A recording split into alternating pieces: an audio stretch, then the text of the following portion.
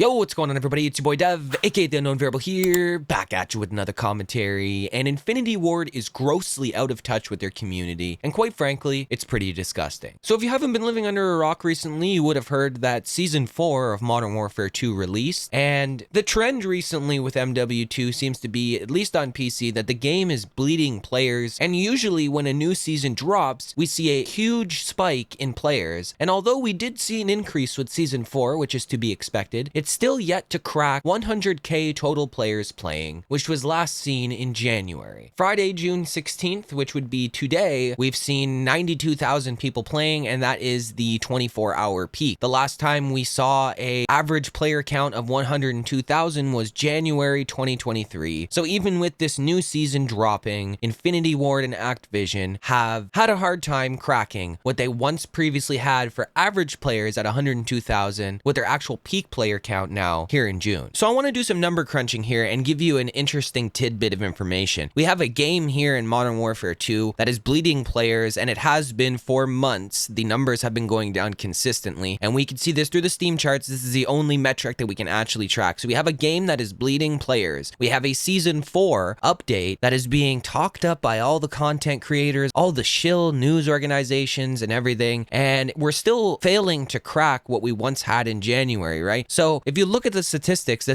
tell a specific story, and that specific story is this game is losing players and it's failing to bring players back even with updates. Now this is where the story takes an interesting turn. If you look at this Charlie Intel tweet, and I just want to preface this by saying this is a rare Charlie Intel W and actually something I agree with that he said, and the tweet reads, number 2 and number 3 on Steam, and Steam/Battle.net are the smallest player base of Call of Duty right now. If people ever want changes, this isn't going to do anything. And this is a picture of the top 100 selling games right now by revenue on Steam, and currently the number 2 spot is held by Call of Duty Modern Warfare 2, and unfortunately number 3 is held by Call of Duty Modern Warfare 2 Black Cell number 2 Season 4. Now this is an interesting metric because if you look at the actual statistics regarding the game on Steam, it's showing a trend of them losing players, but the sales for their game and MTX is top 3 on Steam. So in my honest opinion, the only correlation you can draw here between the low player numbers and the high selling MTX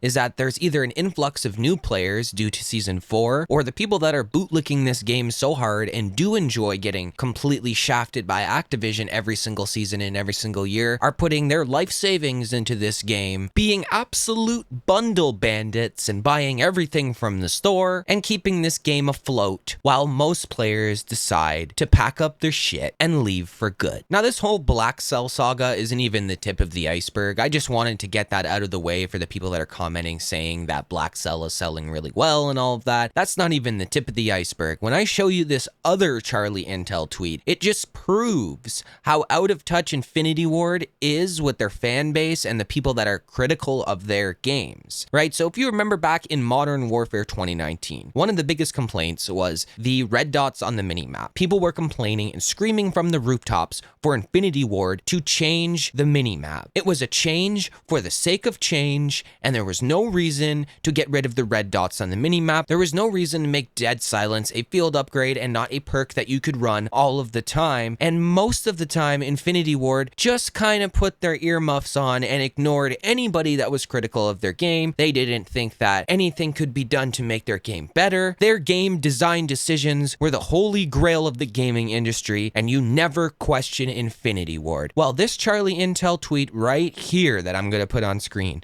just absolutely proves the tone deafness, I guess you could say, of Infinity Ward when it comes to Call of Duty multiplayer. So Charlie Intel tweeted, for those asking, why didn't MP get big changes? Back in February, during a creator call, the developer said that they were happy with how multiplayer was performing. I would not expect many changes to multiplayer for the rest of this game's seasons. Really, you have people that are leaving this game in droves over the fact that you make a multiplayer experience. And this isn't even about OG COD people anymore. I have MW19 players that come to me. I hated MW19, but I feel their pain. People that enjoyed Modern Warfare 2019 are talking to me about Modern Warfare 2 and how this game feels like you're running through mud, which I agree. They completely nerfed the movement. They completely killed the skill gap. They decided to make terrible maps, albeit I don't think they're as bad as Modern Warfare 2019's map pool, but still, every map in this game is like 500 different flank routes,